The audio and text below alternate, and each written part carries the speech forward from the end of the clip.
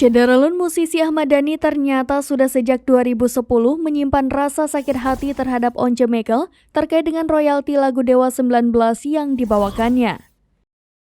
Ahmad Dhani mengaku sudah sakit hati akan sikap Once selama 13 tahun ini.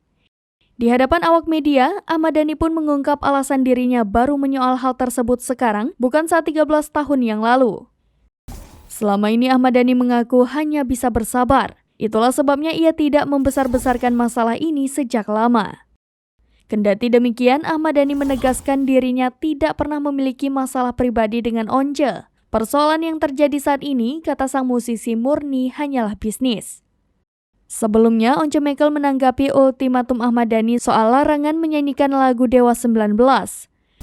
Ultimatum ini pun membuat Once sakit hati hingga sang anak ikut terkena imbas dari persoalan itu. Once juga memaklumi sudut pandang Ahmad Dhani sebagai pencipta lagu yang menginginkan hak atas karya-karyanya.